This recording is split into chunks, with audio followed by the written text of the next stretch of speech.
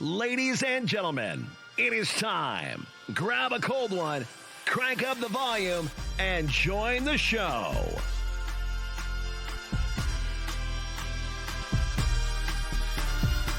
Welcome to NBNR Live.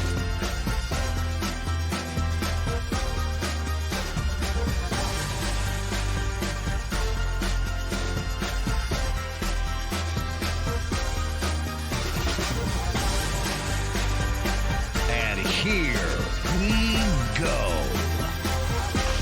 It's no block, no rock.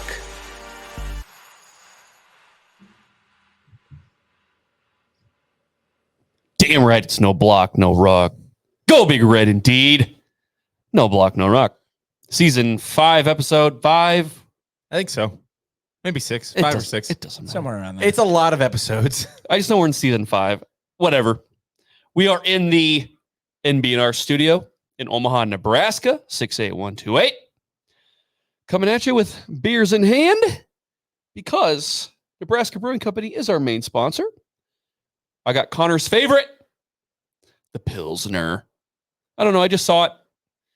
And I'm like, there's plenty in here for Connor. Like, he's not going to start bitching and complaining like he always does. Oh, my God.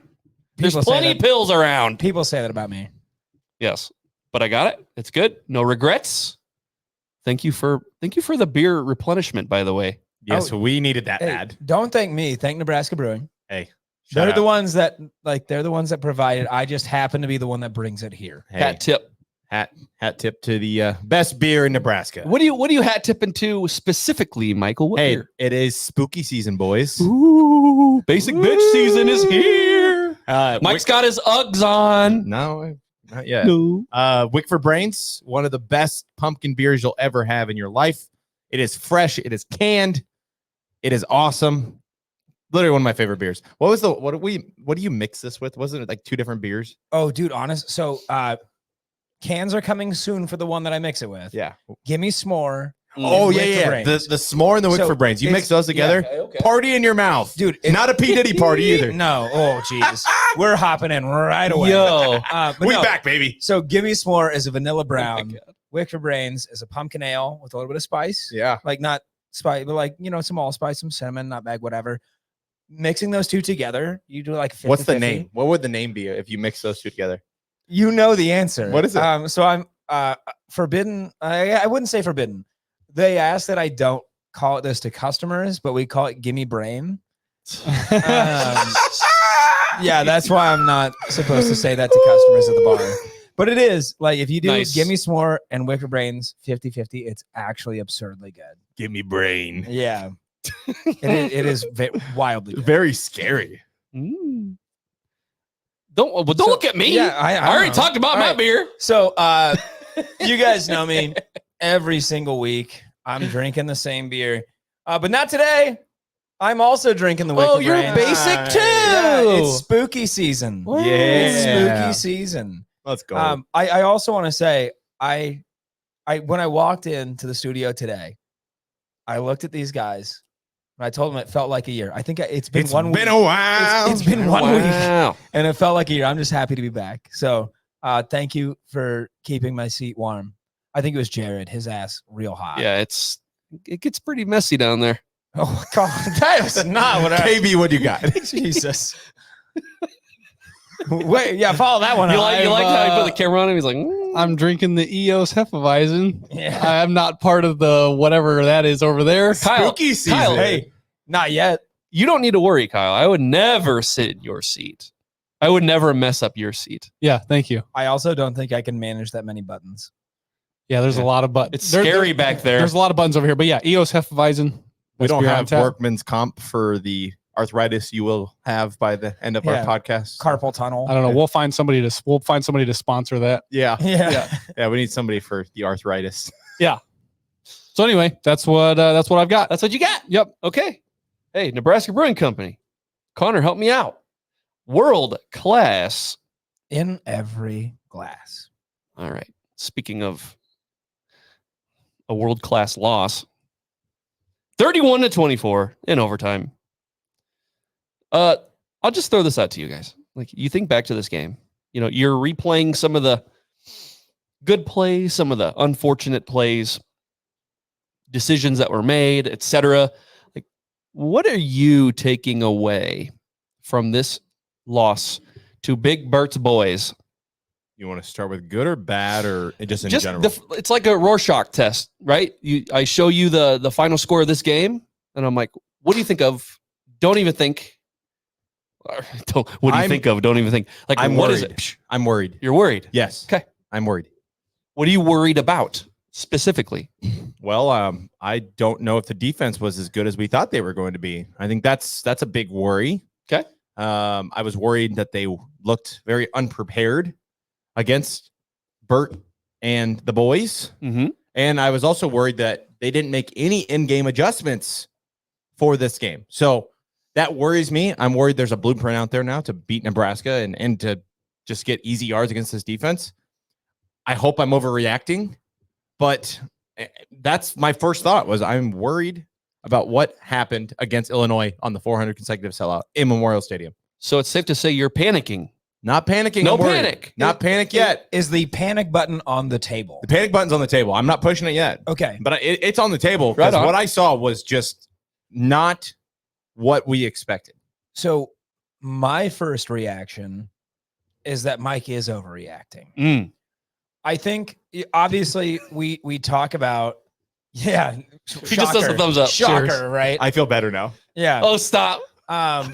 Obviously the missed touchdown throw from Raiola. Obviously, we want that one back. We want to get that done. What I don't like is people complaining about the officiating. We talk about this week after week. It is what it is. No amount of complaining is going to change that.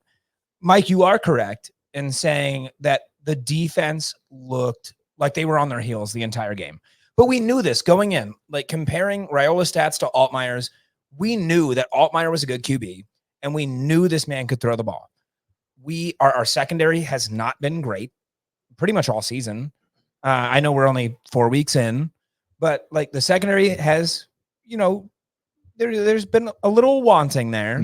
They balled out against Colorado for the most part. Yeah, against Colorado when you had 22 pressures. Yeah, but that helped. Now you were playing a Big Ten team. I mean, I'm not going to dog Colorado. I know they had a good game against Baylor, whatever. Good game against Baylor. They needed a Hail Mary to force overtime. They won. Then I have Colorado fans adding at us and talking crap. And I'm like, first of all, beat you by 3 scores. Shut up. I know. Yeah. I'm not saying that Colorado's like a great team or anything, but they had a good game. We can acknowledge that. They won the game they played. Win the game. That's all they need to do is just win, baby.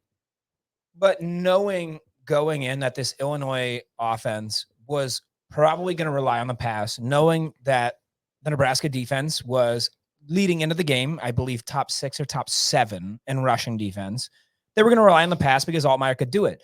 And to not have those in-game adjustments is concerning, but I think that will be a focal point for the Nebraska defense moving forward. Tony White has proven time and time again that he's able to do those things. So does it suck to lose? Were there a million opportunities to win that game? I mean, a 32-yard field goal ends it in regulation. Well, actually, 39. Oh, 39. Yeah. I'm sorry. 39. I'm bad at math. But I mean, that field goal ends it in regulation. We had the chances to win. I don't think, for me, the panic button is not on the table. It's actually, it's still in a box in the back closet. Okay. It's in a box in the back closet. KB? Perhaps you brought it out after, I don't know. Never mind. I don't want to go down that. KB, what do you got, man? I'll say I don't think my panic button's out. But after watching the first 3 games and like the lackluster second half performances, for whatever reason it was, whether we were rotating in 180 players, whether it was this or whether it was that, generally, if you start seeing a trend where the first half is great, second half has been lackluster in every game we've played. Sometimes maybe good, sometimes maybe good, shit. Sometimes maybe shit. So I'm not going to hit the panic button. I think there's just like a glaring issue in the second half. I think there's a glaring issue that we've seen in 4 games now where the second half of the game just gets away from you. You're not scoring as many points. It's almost like you go to sleep. You try to just hold on to a lead. At no point on Friday did it feel like we were ever in control. At no point did I ever think like, hey, you know what? We've got this. Everything is fine. I felt uneasy the entire game. Where's your panic button at? Where's it at? Is it in your closet? Is it on your bedside? Is it next to your foot? Where's it at? Because you said it's not on the table yet at all. To be honest with you, it's probably like under my bed. And I don't know if it'll ever leave from under my bed this season because I still think that we're going to go to a bowl. And as long as we go to a bowl, there will be no panic coming from this side of the room. Okay. That's it. Otherwise, are you just going to go under the bed and push the button? Sure. No table. No table. Yeah, no table. After we go 5 and 7, then I might be crawling under there and you'll never see me again. Yeah. That's all of us. I would crawl into a grave. Yeah. So you're where's your button? Where's my button? It's in the bathroom. That's where it's at. It's not on the table? It's not on the table. But KB, you're talking about the second halves of the games before this one where they just didn't really finish. It was lackluster. Yeah. I felt like from the very beginning of the Illinois game, they lacked the juice. You know, Pat Bryant strolls in, basically walks in for the first touchdown. One of the easiest touchdowns I've ever seen.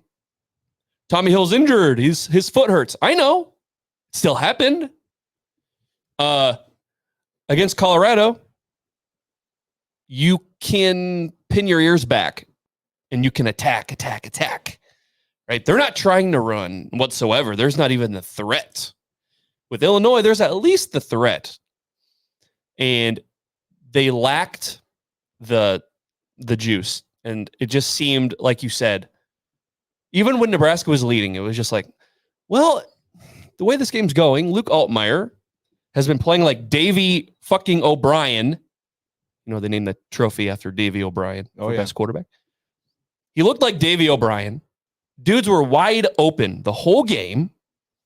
Mike Cagley came on last week and he said that they're going to pass to open up the run. And that fourth quarter, I said it during Cornhusker counseling. Body blows, big Burt Bielema body blows. Fourth quarter, welcome to the Big Ten. Again, Nebraska. You've been here for a while, but still seems like you need to be acquainted with this style of ball. Because here's how I won my 3 Big Ten titles. So that fourth quarter, it was very evident that if Nash and Ty are not doing their thing, and you're missing tackles and you're getting dumb personal fouls too, and I don't know. My panic button's not out, but I'm kind of glancing at it like, I see you. I see the panic button over there. You walk by in the hallway. Yeah, I give it a little. Not today. I give it a little twitchy eye. I'm not bringing you out yet, but I'm looking at you. So I have a question, and please feel free to call me dumb. I know Mike is already itching. Mike, let him finish first, Yeah. Mike. No.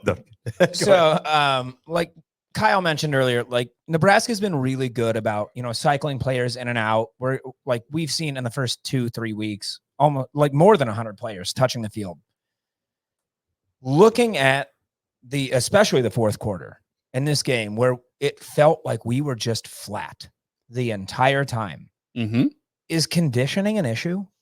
Are they getting tired? Are they just not, because they haven't been in those positions, because we've been able to cycle them out in those first 3 weeks? Are they not ready for that situation? Well, some people... Like that's the question I want to ask is why Illinois is a team we should have beat. Like certainly, like we, as you said, we were very chalky. Every single one of us called a win. Yeah, Nebraska was a 9-point favorite going in. Yeah. A lot of people are going to probably say, well, it was a short week, Connor. It was a short week. I don't give a shit about a short week. It was a short week. You if you think this team didn't know that going in and didn't take the proper steps to be ready for it, you're wrong. Hey, you know who else it was a short week for? I'm going to take one guess. Colorado. Our opponent. Oh, shit. It's Illinois? Oh, it's crazy. Wow. Wild. Wow. It's like, I don't know what it is. And Colorado's the exception to this because I don't think they're a well-coached team. But whenever well-coached teams come into Memorial and it's hyped, they're always ready, it seems like. Like they meet the moment the caveat again is well-coached team. You know, and Brett, there's something about Nebraska that there's a bug up his ass. Like, seriously. Like, It's probably that Iowa tattoo. I mean, Yeah. I mean, again, like, he just comes in, and not just him, but his OC, they coach the damn game of their lives. Every time. You know, and Luke Altmaier looks comfortable, and their tight end who hasn't done shit all year, he's got this banana route that he runs like 3 different times, and nobody within 10 yards. Like, there's just something about coming to Memorial. Well-coached teams, they feed off of Nebraska fans' energy, and they come ready. You know what worries me? Because you say well-coached teams coming into Memorial Stadium. Shiano's next. And that guy is a good coach. And I guarantee his team's be ready to play. We want to talk about style of play, too. Yeah. Like, we're not talking about Colorado Rutgers here. We're talking about Illinois Rutgers. That was my first win of the season in our predictions. That was Rutgers. I was like, that's going to be first loss. Yeah. That's going to be a hell of a game. And I think this Saturday we're going down to West Lafayette. We're going to go watch the game in person. Yep. Taking the road trip 8.5 hours to go hopefully watch the Scarlet and Cream actually win a road game. That Saturday is going to be a telling game because Purdue is not good. They're not good. And if Nebraska struggles against Purdue, that is an issue. That this team will win 4 games if they struggle against Purdue. Purdue, coming from a fan of a team that hasn't made a bowl in a long time, Purdue is not good. We don't need to pretend like they are. For all the gamblers out there, Nebraska opens as a 9.5 point favorite. And my first instinct is to bet my mortgage on Nebraska. Well, wild. Like watching Purdue, they can't get anything going. And so I know we're going to preview Purdue later. We will. Let's stick on Illinois for right now. Stop. Back to your conditioning thing. I don't want to say that the team was not conditioned enough for this game. But I will say that our big guys got pushed around, and by the end of the game, they looked exhausted. And maybe there wasn't enough rotation. I don't know. Nash and Ty, in my opinion, and I said this on Cornhusker Counseling, right? Those guys get held every freaking play. They do. I think they are very talented and very good players. So there is a lot of reason for them to be tired because they are getting double and triple teamed constantly and getting thrown around to the ground a lot. So, which means that that is not being picked up somewhere else. Correct. Jared Crick made a name for himself off of Ndamukong Suh being double teamed every game. Yeah. Yes. Where's everybody else at? Yeah, I don't know. And that's the question I want to know is just like, I know Jamari was playing banged up. Where is Prince Will? Where is Cam Lenhart? Where is James Williams? Seriously, where are these guys at? It was pathetic. Well, listen, I brought this up. When you have James Williams and Prince Will out there, you know what's going to happen. You know what they're doing. They're head down. They're not trying to stop the run. That's the last thing they're thinking about. So you're using their aggressiveness against them. Yes, Connor. No, I was going to say, Mike, that's actually like not something I'd considered is maybe it's not conditioning because these guys are working their asses off. It's where's the help? That's like, what I'm saying.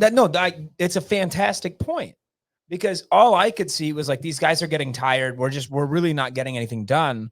And it wasn't something. It was like, well, we could be bringing guys in to just get through those gaps while they're getting doubled or tripled because you can't cover all of them. Right. That's the head scratching thing is, but your D linemen are so good. Why is there where is the help? Where are they? Yeah. And you saw a lot of missed tackles again. And Rule said that the tackling has been lacking. And, some people might point to they are really emphasizing turnovers and ripping the ball out. And they kept trying to do it and they kept missing tackles. And then Hartzog grabs a dude's face and he twists the face mask for some reason. Oh, he's going for the ball. Listen. That's what the guy in Twitter said. We're going for the ball. I've never played D1 football, but holy shit, that was one of the dumbest things I've ever seen. The dude is like going to the ground. The ball, he's not even close to the ball. Yeah. He's not even close to grabbing the ball. He grabbed his face. Can I give one more statement where you guys might call me dumb? You Mike, you really like this game, don't you? I know. I'm rooting for one. All right. I that need to one be wasn't called bad. dumb once. I got called smart after your last one, so let's go again. Yeah. I would prefer consistent, efficient tackling to turnovers. Give me better tackling. And the turnovers that's not a hot take. The turnovers will come. I mean, Nebraska won the turnover battle Friday. On Friday. Yeah, Friday. They won it. They did. And they lost. That never happens. You know why? We didn't have consistent, efficient tackling. No, we just were in the wrong place the entire game. That was why we lost. Also a missed field goal. Also a missed pass in the end zone. Yes. We 17 points were left off the board. So I did not get to tune in, and I'm sorry. I'm going to rehash something that I'm sure you talked about on Cornhusker Counseling. What's the old boy? It was an interception, right? No, 100%. or no. Oh yeah, I'm No, sorry. 100%. I thought okay. The Nair Yes. thing? Yeah, I thought you 100%. said touchdown. Yes, it's 100% interception. Yes. Okay, You so- have to complete the catch to the ground. Yeah. He did not do that. I had to defend so much over the weekend the fact that, like, oh well, he had the ball and he was across the white, and I was like, yes, but no, He didn't that's have not, the ball. Yeah. He had it for a split second, but he went to the ground. If he didn't go to the ground, if he stayed up, it's a touchdown.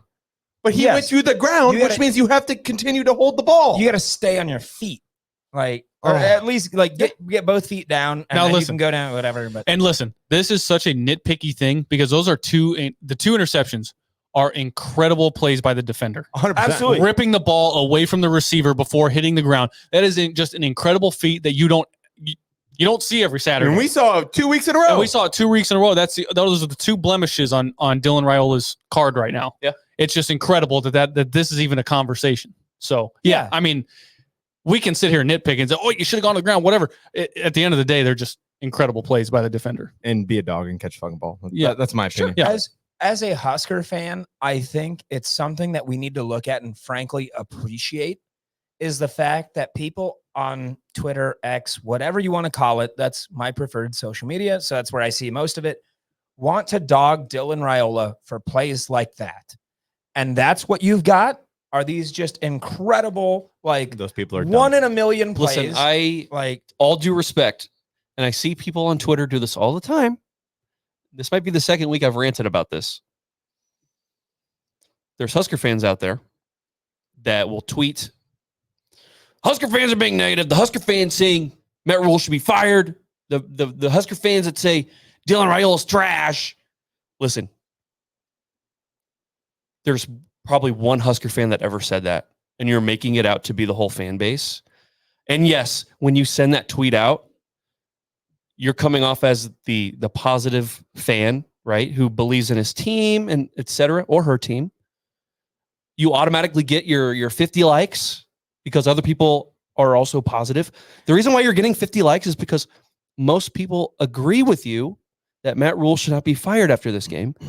You saw one tweet by someone crazy and you're making it out to be everybody. Okay. I want It's to not everybody. I want to be clear. I'm not referring to Husker fans. He's talking about in general. He's just people shit talking. Yeah. Yes. Because Dylan Raiola has garnered national attention. Right. I mean, we've seen Barstool posting about him, all these large. Mahomes. Yeah. Oh, he Yeah. wants to be mini Mahomes. And so that's garnered a lot of attention. And with that attention comes both love and hate.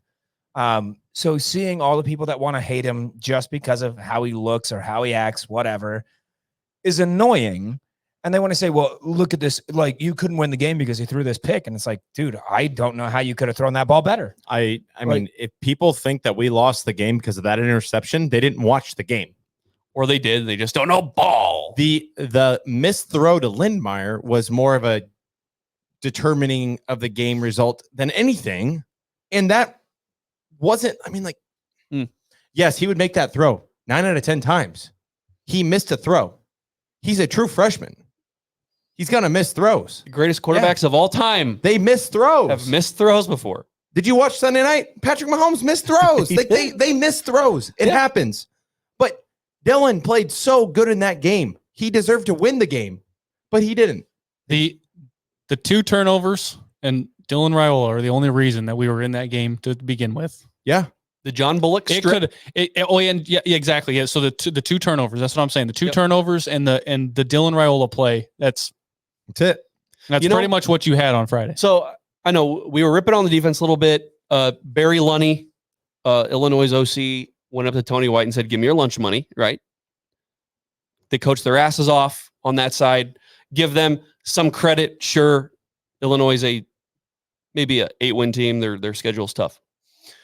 But going back to Dylan, coming into this year, we said Dylan should not have to be Superman and do everything. And that's kind of what it feels like it is. 100%. It's starting to turn that way. It's starting to turn into, Dylan, we need you. We need you. We need you. Because our running game isn't really working. Put us on your back again, true freshman. Yeah. That's never played in a Big Ten game before. Please bail us out again. Making throws with windows this tight over the linebacker, like Kyle talked about on Sunday, or Saturday, literally making just freaking superhuman throws and plays. And it's crazy because we've seen this story before with Adrian. Although Dylan can't do it with his leg, he has to do it with his arm. Yeah. And it's just insane the amount of pressure that we're putting on this true freshman quarterback. But you talk about running backs. Let me go around the room here. Okay. Who should be starting at running back? we have a sample size now. Yeah. Okay. Kind of. For some running backs. Yeah. Who is the guy? Do you think we have a bell cow? Do you think there's somebody who needs to get more carries? Who is your guy moving forward? To me, this is not a question. Is this a question to any of you guys? Well, it's Dante Dowdell. Okay. Like I have Dowdell all day long. I'm not mad about that. Yeah. What I am mad about. I'm honestly going into this season, I had Dowdell at RB3. We all did. Yeah, even the staff did. Yeah, I said that Dowdell would probably be carrying the ball. I think I said that the week. Somebody check the tape. I did. No. You're a big spring game believer. Yeah, I put him in the spring game. Thank you. Right. Yeah. But the more I see him carry the ball, he's very aggressive. He runs like a man possessed. He looks like he wants to legitimately kill the man across from him. Now, that could be a detriment. It can be. Absolutely. Right. I mean, we've seen that for running backs across all levels, whether it be, college, NFL, CFL, XFL, whatever you want to call it. Yes, it can be a detriment. But Dante Dowdell looks like a guy that if we need to establish a running game to help Dylan be able to play the game that he needs to be able to play, Dante Dowdell is a guy for me. Okay. Well, Mike, you asked the question. Yeah. I think maybe I'm wrong. Tell me if I'm wrong. Tell me if I'm stupid. Are you trying to imply that, hey, maybe Emmett Johnson should get more than 0 carries? Yes. I mean, I'd agree with that. Coming into this game, I wanted Dowdell to get 20 on the video that we released. I said at least 10. 20 is a lot. I didn't think we would ever see 20 from one running back, but it happened. And I'm like, okay, I like that on paper.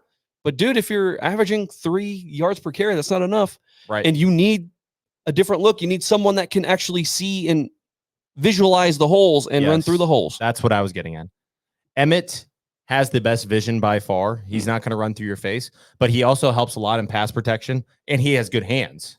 He's kind of like a well-rounded running back. And I'm not saying Dowdell isn't a good back. I think he's been very solid. Sure. But when you go watch him play against his first Big Ten opponent, I'm sorry, there were some seams that you had to get skinny for, and he did not do that. Especially when you're playing with a makeshift offensive line now. No Mazuka. You need guys that can get skinny and find the hole. And Emmett is your best bet to find the hole. Well, I think that's, again, one thing you talk about. It's his first Big Ten game. Learning experience. I hope so. Learning experience. I hope so, too. I'm not going to sit here and say with any sort of certainty that, yes, I can guarantee it's going to get better. But, I think that's something that they'll go back, watch film, and be like, yeah, you could have done this better. You could have got skinny. So hopefully we see that out of Dowdell. Are you asking him to do something he's just not good at? Right. And Kyle? And look, when you don't have Mazuka, guard, center guard. Yep. You saw Illinois said makeshift offensive line, no Mazuka for whatever reason. You saw fourth quarter bully ball. Kyle, sorry. Okay, we're 4 games in. Mm-hmm. You've seen Dante Dowdell and Ramir Johnson as the 1 and 2, presumably. I mean, that's at least, I think, the people that have the most snaps. Keep it the way it is. I think the bigger issue here is the offensive line. They got manhandled. Pass protection was okay, I thought. Like for the majority of the game, for the majority of the game, those guys were taking care of Dylan Raiola. He had a clean pocket, which ultimately led to problems later on when they started sending the house in the fourth quarter. But for the most part, the offensive line got zero push when they needed to go forward and not just, protect. When you need to run the ball and you cannot, it's what's disheartening. Yeah. With a quarterback that's never played in a conference game before. Like, again, we said we need the running game. Okay, here we go. Ready? We need the running game to be effective. We need the defense to be good. Special teams needs to not lose games. They need to be okay. Literally every other aspect of the game, besides Dylan, was sorely lacking. And that's why it all comes down to Dylan, save us. That's not what we wanted. And 4 games in, it's like, fuck, already?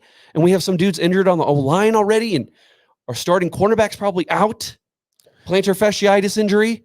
He's going to be... That's going to bother him all year. Just a heads up. Like, we can't make kicks. Oh, no, or Brett Maher's on staff now. Hey, he's been on staff since week 1, though. So okay, let's make a big deal about that. I'm not even... Listen, we say don't put the whole game on Dylan's back. But when we are at the opponent's 30... and it's 4th and 9, and we're begging for them to go for it, Dylan, save us. That's not what we wanted. We can't kick a 35-yard field goal. Nope. 39. Well, no, that one was 4th and 3. Can't make 35 either. We kicked it at 4th and 3. When we're begging for this offense to go for it on 4th and 9, I mean, yeah, we're probably being a little irrational here, but like 4th and 7? Okay, freshman quarterback, bail us out. Go.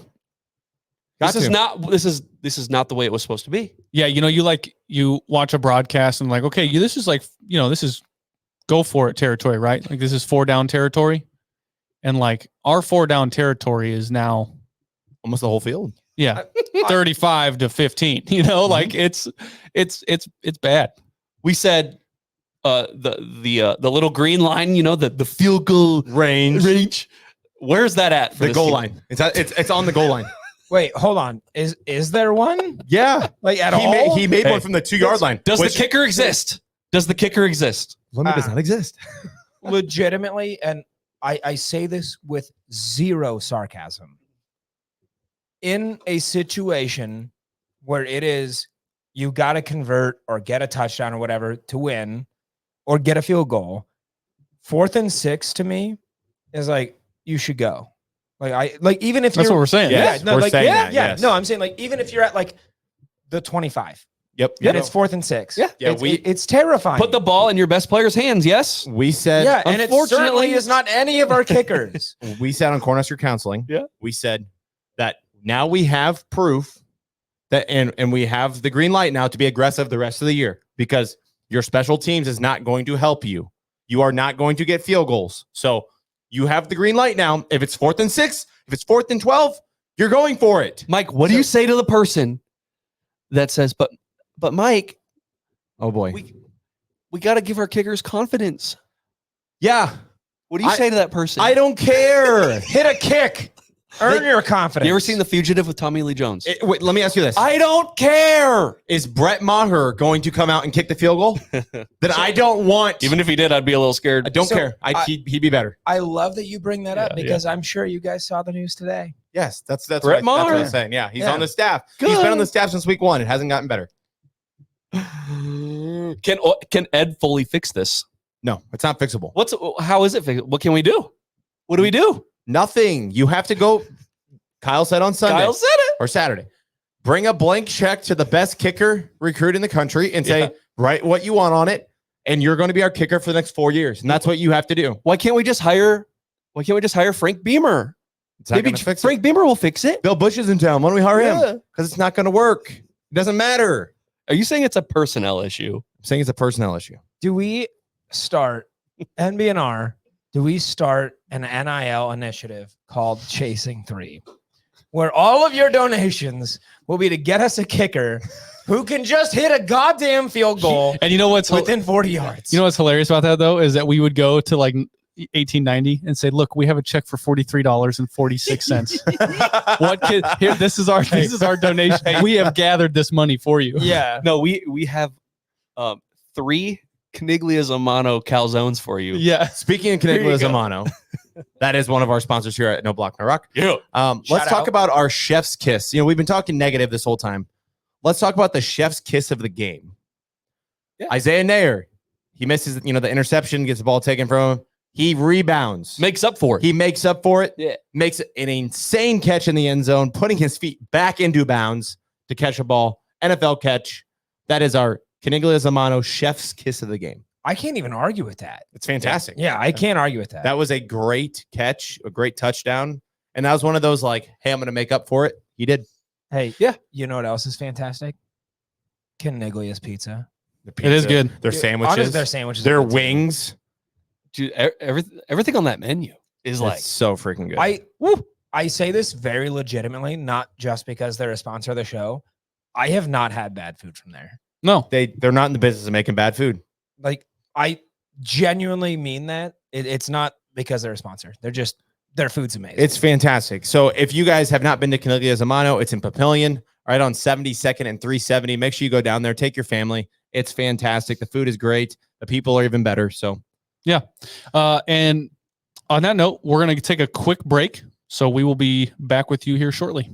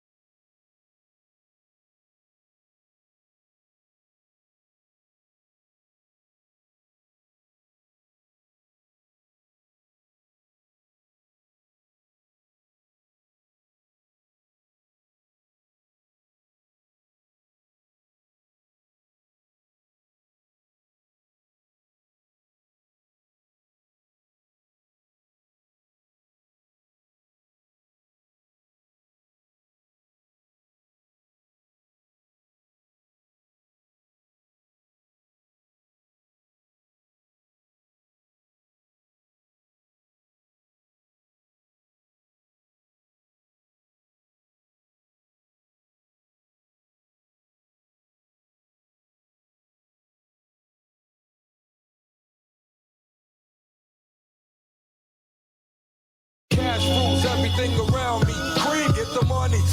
Dollar bill, yo. We have a saying, no block, no rock. Thank you, Method Man. Thank you, Troy Walters. Guys, since we haven't really touched on this, and I don't think we've been negative enough, so let's just fudge. Yeah, you got all the sugar pumper fans that are like, "Oh my gosh, I have to turn this off. They're so negative. How dare they?" Wow. So Kyle, you brought up how in every game this year, in the second half, it's been not up to standard. Do you want me to keep going, or do you want to continue this? I would just say, like, you know, I have the numbers to back up the second half is not been good in Kyle, not one of the games in 4 games. You can call it dog shit. I mean, no, it hasn't been dog shit because you've won 3 games. Okay. So you've done enough. Yes. But it has not been the same as the first half. The first half is go, go, go. You're getting a lot of points. And then the second half, doesn't matter what game you look at, it has been lackluster. Everybody feels like, they kind of took their feet off the gas. I get it. You're rotating people. There's a lot of factors here. Yeah. But all I'm saying is it comes down to the fourth quarter and it does not go well. Then you go to overtime. And that was just an atrocious performance. And I even think Matt Rule described it as atrocious or something like that. The second half just was not good. You did not do enough. I mean, you had opportunities to do enough. You had the missed Lindenmeyer pass. You had the missed field goal. You had opportunities to do it, but you didn't. Yeah. So I just think, like, when I say these second halves in all 4 of these games, you've taken the gas, you're taking the foot off the gas, or you just haven't executed, whatever the case might be. It hasn't been good enough. Do you think that's halftime adjustments? Is my question. Do you think that's when we go in the locker room, is there not enough being said? Is there not enough coaching being done in the locker room? I would 100% disagree with that. I'm just asking the question. I don't know. I don't know if that's true or not. No, so again, I don't know this either. We're both speculating here. I would disagree with it because, again, that field goal goes in and overtime doesn't happen. And I know we're going to get into that and all of that. But, like, what are you going to say? Hit your field goal? Yeah, no shit. Okay. Like, that's never been, like, and the pass to Lindenmeyer, like, it happens. Yeah, it happens. Yeah. So comment says coaches protect leads and hold back concepts on film. In what world does Nebraska have the right to look at this Illinois game when you're only up 1 score or when it's tied and they're sitting in the booth going, you know what? Maybe we just dumb this down just a little bit so that way we don't ruin Purdue.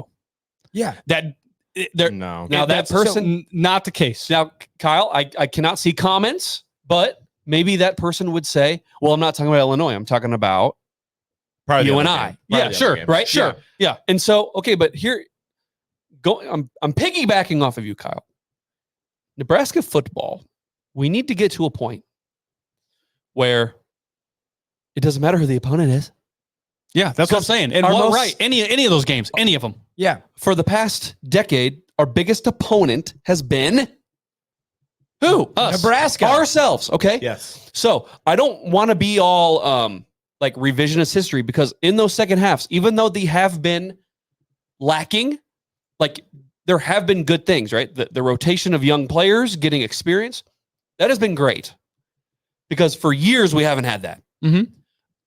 But troubling signs where your second halves, where games are often won and lost in the end, right? Especially when you're going up against great coaching staffs across the board in the Big Ten. This is where games are won and lost, is fourth quarter. You saw against Illinois, fourth quarter was the whole thing. Guard, center, guard, running the ball at will. So my biggest point, we got to get past the, yeah, but it was you and I. Yeah, but it was Louisiana Tech. It's us. Tom Osborne would be the first one to tell you, do your assignment. What's the logo on the other team's helmet? Doesn't matter. Doesn't matter. Just do your thing. Don't worry about the dude next to you. Don't play down to them. Don't play up to them. Just do your thing. I will tell you, it's an argument that I've been given and I love, and I think it's very accurate, is that Matt Rule, again, obviously we know his tenure in college football, is a great college football coach, and he's good at developing programs. But his coaching style does lend a little bit to the NFL, where a win by 1 is as good as a win by 90. Mhm. It does not matter. He's not here to run score up. He is, like we talked about it a few weeks ago on Cornhusker Counseling, where we practice for screwed, whatever. But I don't see this as a coaching error, at least from Matt Rule. It was a lack of execution. It was it comes down to, and I hesitate to blame players, and I'm not going to name any because frankly, there were a lot. As with any game, every player is going to make mistakes. We understand that. Yeah. But I don't believe that this came down to a coaching issue. It was just a lack of execution. I don't know. I wouldn't agree with that totally. I think that Matt Rule and Tony White got outcoached in this game. That's my opinion. I'm not saying they didn't get outcoached. Well, that'd be a coaching issue in my opinion. But I don't think that Matt Rule is the issue. I do think at some point as a player, you have to just do your job. You have to point the thumb. Like, I'm sorry, especially that red zone touchdown they had where nobody covered the receiver. Like, what are we doing? I understand it's a pick concept and everything. You have to be there. Do your job. Dude, there's just certain things that coaches can only do so much. So, yes, a little column A, a little column B. I do think, though, in that game, there were so many opportunities for this defense to make adjustments, and they just didn't. Same with the offense. Like, there were so many opportunities for us to be able to make adjustments and run the ball, find creative ways to move. I mean, we moved the ball pretty well in general, but, find ways to get the ball, I guess, on the ground, and we just didn't. So, one thing that's frustrating to me is I heard somebody, a prominent Nebraska media guy, say after this game, Nebraska just isn't ready. Nebraska's just not ready for this yet. Who said that? I'm not. No, we're not ready for Illinois. Here's the thing, right? If somebody genuinely believes that we're not ready for Illinois, that concerns me. That's an issue. Yes, but it's just, why does it always seem like our opponent's always ready? It's always who we're playing against. They're always ready, right, to win in the fourth quarter. Why is it always Nebraska that we're not ready? But whoever we're playing is just always seem to be ready. They had the best game of their lives, right? No, Yeah, So this is what, and I'm going to go, I'll make it short, but I have a rant here.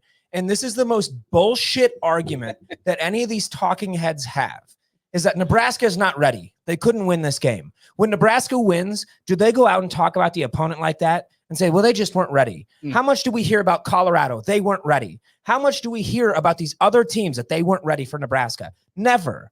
They want to talk about Nebraska and say we weren't ready because it gets clicks and it gets that hate, those hate views, and it's a bunch of bullshit. Nebraska looks good. We did lose. That happens. The best teams in the country lose. It happens. But to act like this team isn't moving forward and isn't progressing is ridiculous. See, I hate that argument. Now, I interpret it another way, because I think the way that this person said it, they meant it to come off as it was almost like a compliment to Nebraska. Like, again, we're not asking for coaching attrition, but it's like the way that this person said it was kind of giving an excuse to they're in year two. They're in year two. We're in year two. Our expectations are too high because it's still year two. That's the way it kind of came off. It wasn't for negative clicks.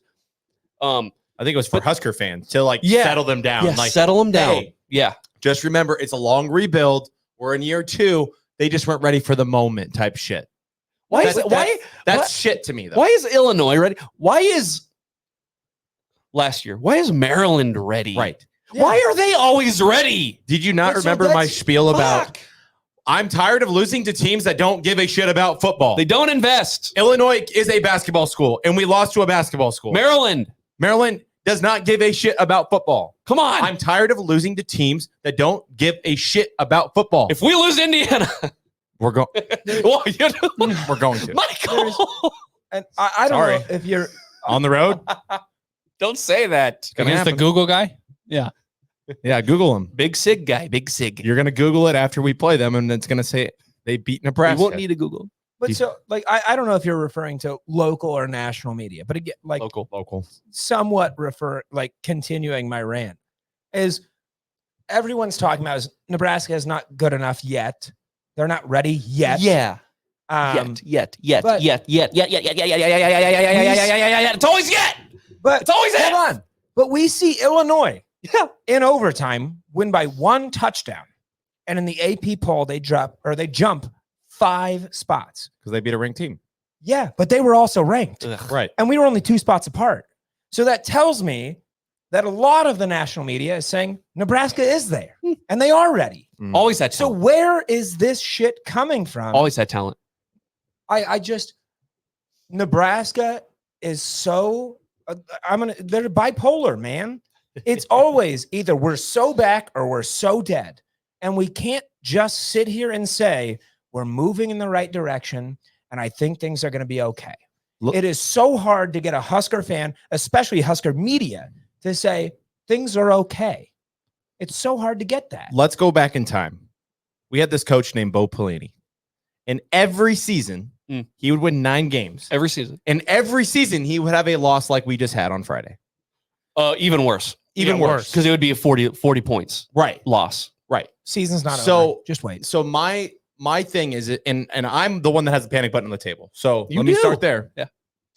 But if you want to take something from this game and you want to just look back to when we had Bo Pelini, he lost games like this, and he was, in my opinion, he was a good coach. So let's just hope that Matt Rule is a good coach and we don't let this game beat us again and we move forward and we beat the teams we're supposed to beat. I think I'll close on this on Illinois. Put a bow And on it's something that you guys have kind of been going back and forth on here. And like Nebraska not being ready and whatever. 2 ranked teams go to overtime. One has a meltdown. You know who. But it's 2 ranked teams. And one of those coaches has had a 2-year head start at his respective program. Yeah. So, and look, I have been the one every year that says, don't bet against Brett Bielema. Don't bet against Brett Bielema because of what he did to us at Wisconsin. Mm-hmm. And this year, I bet against Brett Yeah, you Bielema, did. and what happened? Yeah. I said those exact words. I said, I usually don't bet against Brett Bielema, but this year, I have a good feeling. So he had a 2-year head start where Matt Rule was hired in 2022. He was hired in 2020. So he's had a little bit of a head start in building this foundation, building his program to where it is on Friday. Right. And So- we beat him last year. And we beat him last year. So 1-1. yeah, it's 2 ranked teams, go to overtime, lose by a touchdown. It's the same old for Nebraska. Pretty much. You can't hold it against Matt Rule either, though, No. in my opinion. Like, I know that we lost close games last year, but Nebraska fans have PTSD because that's been the norm, even with Mike Riley here, is all these close losses, right? Then Scott Fuck was here. Close losses. Now Matt Rule's here, and now we have to hold all the past against Matt Rule. Going into overtime, I said to myself, this will be different. I believed that it was different. It was different. It was actually much worse. It's actually much worse. Yeah, it was different, just not in the good way. But when I said it, it was supposed to be in a positive way. This is going to be different, guys. Said it to myself to try to encourage myself. You guys, it was 3rd and 42? That's disgusting. Feeble. Again, I was going into it positively. But geez, what is up with this team when it just gets to overtime? It's even worse than we could ever possibly imagine in our imaginations. I Just imagine. What's the opposite of glig? Like, yeah, mostly that. Yes. like what is that? It's 8 times. It's the curse of Bo. His last win ever was the overtime win. At Iowa. Is it a curse? Do we call it a curse? Is it the ghost? The Blake Lawrence ghost? It's the ghost of Bo Pelini. Okay. I- We're at an hour, so let's get quick into Purdue. No more Illinois. I want to ask one quick question. What is it? Third and Better 40 be quick. 3rd and 42. Yes. Did any of you at least try to lie to yourself? No. Nope. No. Not a chance. When we missed the field goal, I said this game's over. Okay. 4th and 2, I looked at my wife. I said this game's over. Which a lot of people, Kyle, they would look at you and say, that's the reason why we're bad, because of the fan base thinks like that. Yeah, it's Kyle. Yeah. It's all Kyle's You're fault. the reason we lost, Kyle. Document it now. Yeah. Okay, hey, Purdue. We are going, We are going to West Lafayette. for the record, when we did our predictions at the beginning of the season, I did have this as a loss. First game on the road, true freshman quarterback, etc. Do we just all right, Purdue? What are you thinking? Are we? Do you want win loss? No Are predictions yet. Just no like predictions. Okay, just like what do we think about that team? Purdue sucks. I said going in that team would be terrible. I think their coach is about as qualified as that trash can over there. As that wooden Herbie Why behind did you? you point at me? No, the metal one over Okay. there. The trash. No, The trash. not you. Yeah. You complimented me earlier. I can't call you trash. Thank you. No, I think Ryan Walters is not ready for the moment. I don't think he's a good coach. With that being said, They're not ready for the moment. they have not looked good at all. Hudson Card is not a good quarterback. It's not looking good They have no identity at all. But until I hope Nebraska doesn't do what they've done in the past. I'm trying not to hold against what things have happened in the past against Matt Rule. I hope this team's ready to go. But in my opinion, just in general about Purdue, I don't think they're a very good team. Probably the worst in the Big Ten, one of them. they suck. Next to the other guy that's unqualified to be a coach, UCLA. So Connor, Purdue's bad. they're bad. We know that, right? They're bad. Do we all agree? Connor, don't be like, well, yeah, but no, listen, they suck. They bad. No, I don't know It's how all right. to put this in more plain terms. If we don't beat Purdue by at least 2 touchdowns, Ooh, okay.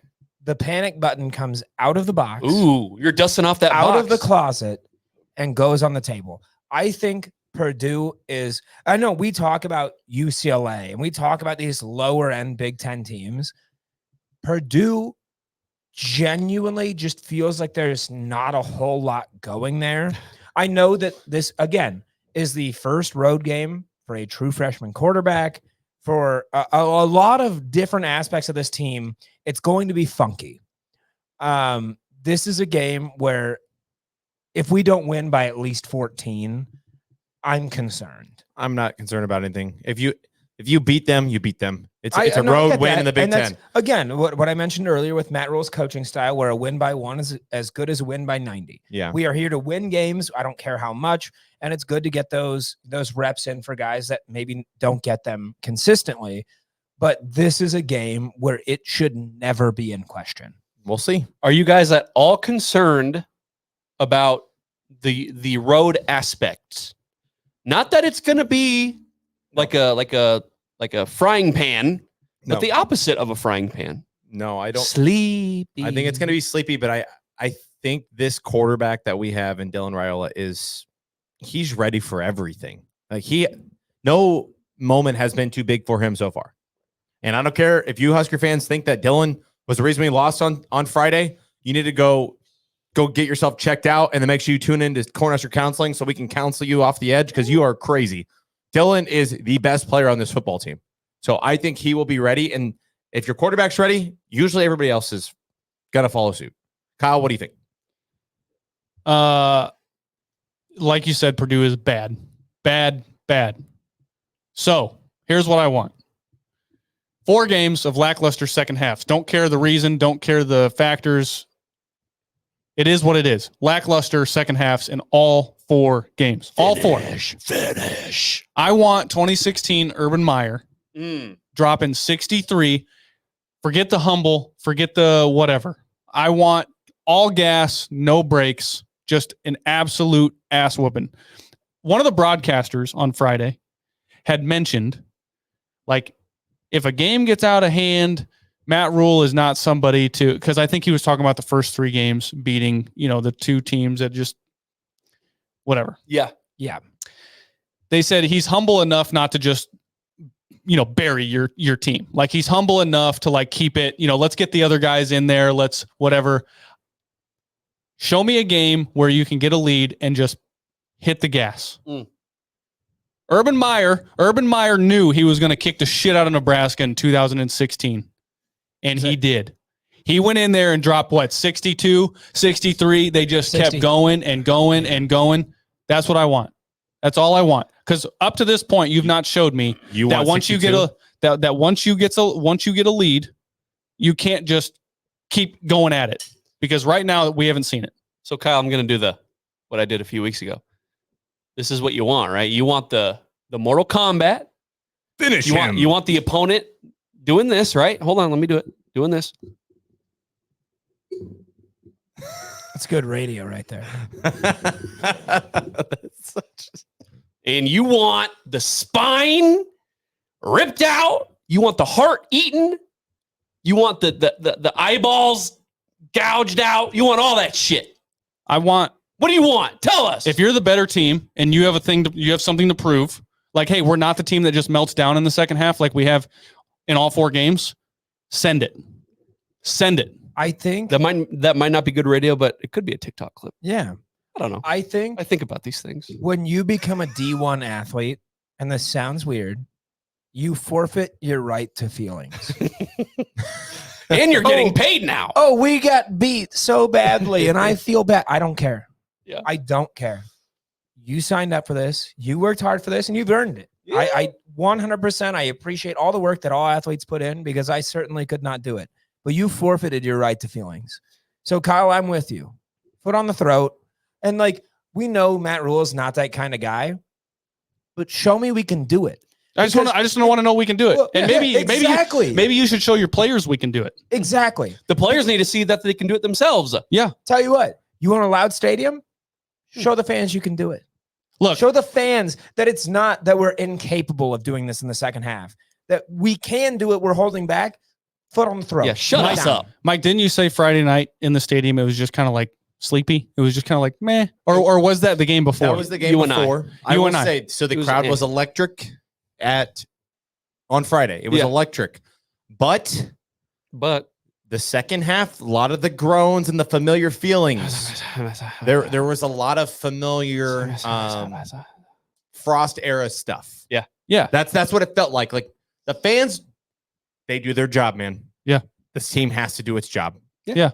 I mean, even against you and I, if you go out there and you just turn into a damn bully, Nate here says, I want us to be some damn bullies every game. Just smash mouth for 4 quarters, like Will Compton says. Okay. That's what I want.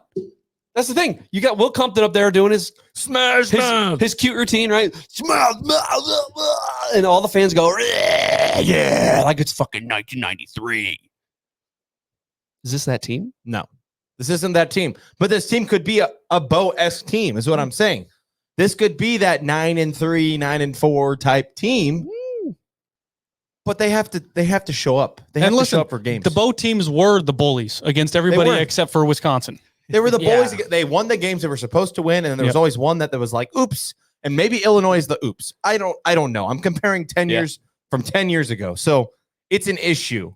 Yeah. Let's do scoring predictions. Yep. Just be a bully. Yeah. Scoring predictions. Now, before that, I just want to say there is one thing that concerns me. Is that I'm in the stadium? There's 2 things that concern me about this game. It's a road game, and I'm going to be there. Mike's going to be sitting next to us. Number 2, Devin Mockabee. Yeah, that guy. Yeah, we remember. Fucking hate that guy. Yeah. Did you see what he did last game? 16 carries. 168 yards. Who did they play? The Beavs of Oregon State. Oregon State. But he's playing Nebraska next. Yeah.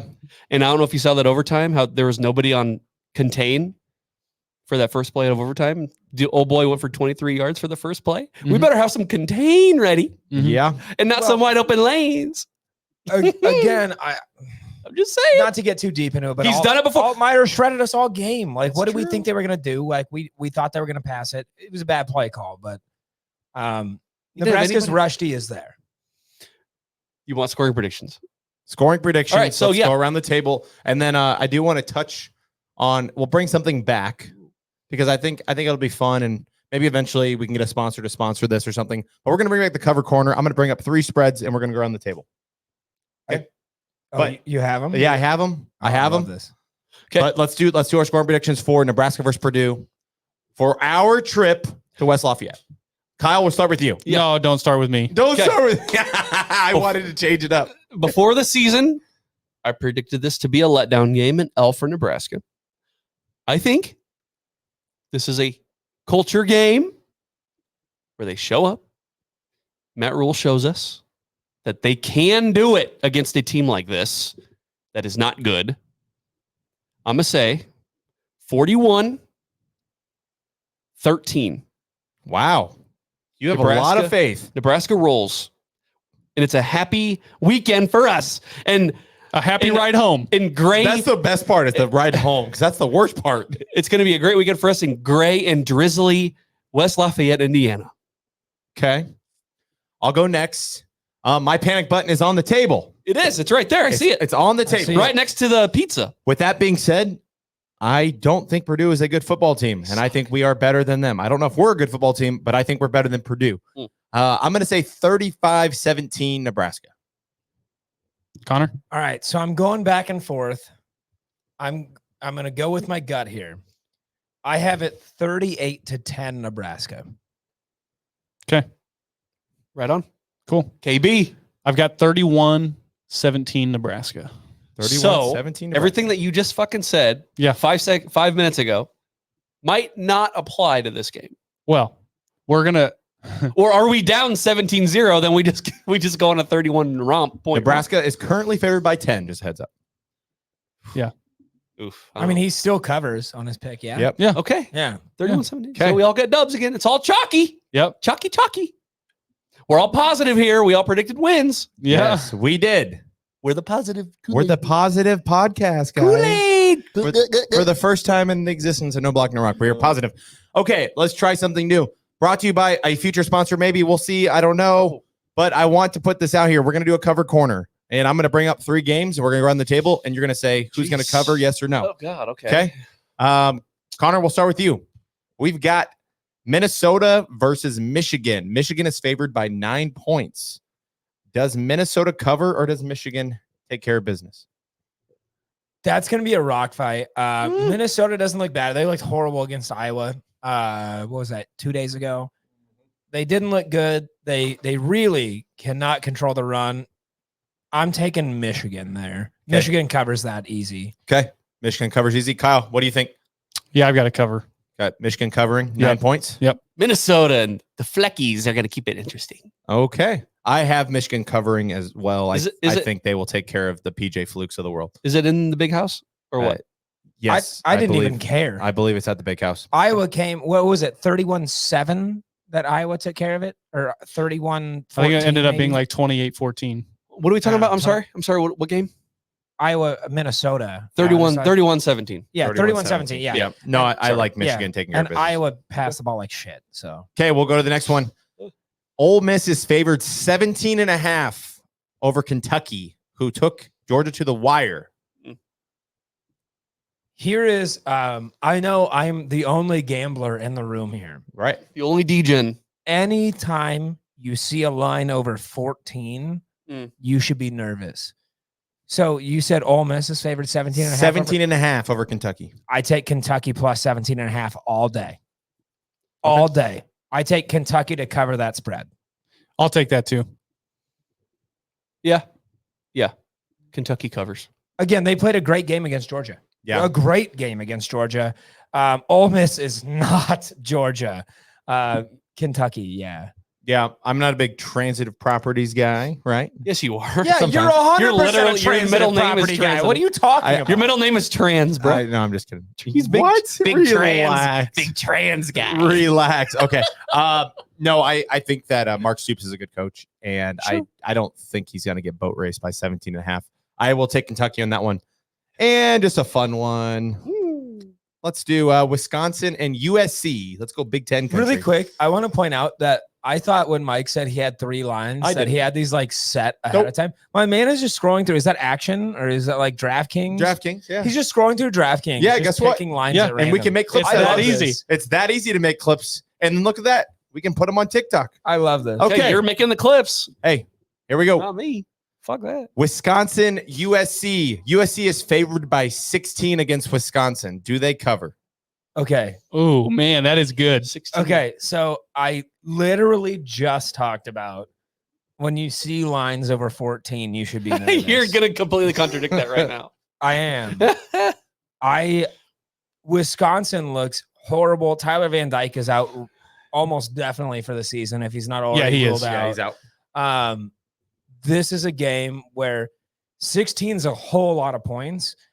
Yeah. I might even look if you're a gambler, go to your book and see if you can buy points. I would take USC by 18. USC covers this, and I think they do it in a very, very easy fashion. Okay. Okay. Yeah, I'll take that. Yeah, Wisconsin they're in trouble. They're in big trouble. Is it at USC? I did not check that. Again, questions that I'm not even asking. I think it's at USC.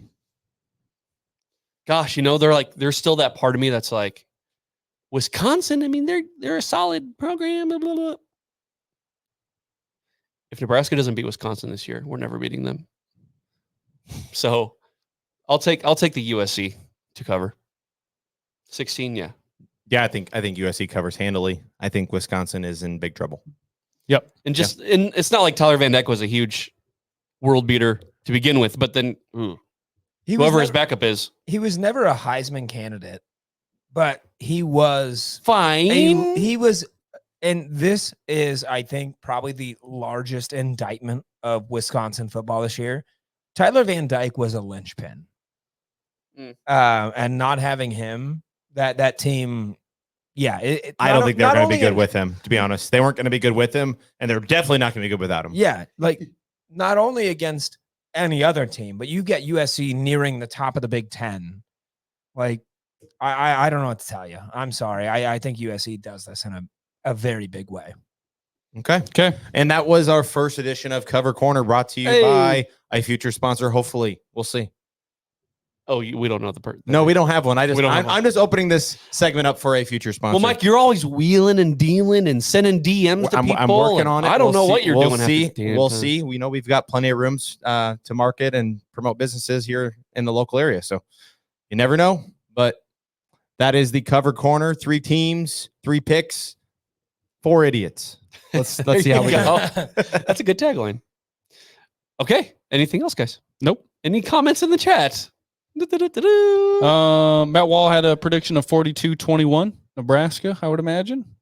Okay. And I think the one before that was just talking about being damn bullies. We got to be damn bullies. Don't give a damn about nothing but the Tide. Blitz, Brasky, blitz. Us fans need to be bullies. When we go down to West Lafayette, we better be bullies so we don't get bullied by the Purdue's or the Purdotians. Purdue fucking Mortal Kombat their asses. As long as our last road game that we got to go to together, we went to Minnesota. That one was rough. I got called a redneck at that game. As long as that doesn't happen, I don't want to be a bully. I just don't want to be called a redneck again.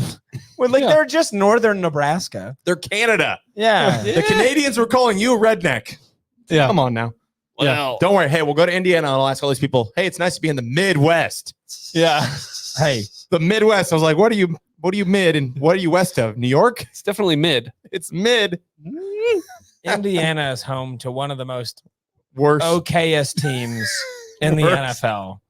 I said most okayest. Okay. I can't wait to hear the train. Anyway, Jared, let's sign off. Actually, really quick. Hold on.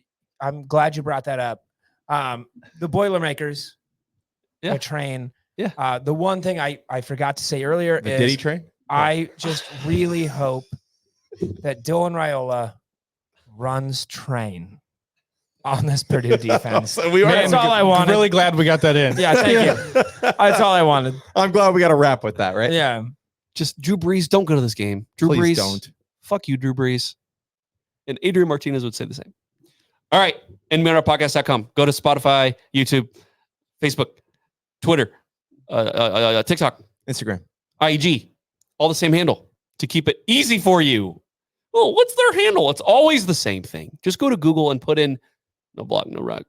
You know what it is. or NBNR podcast. Fucking A.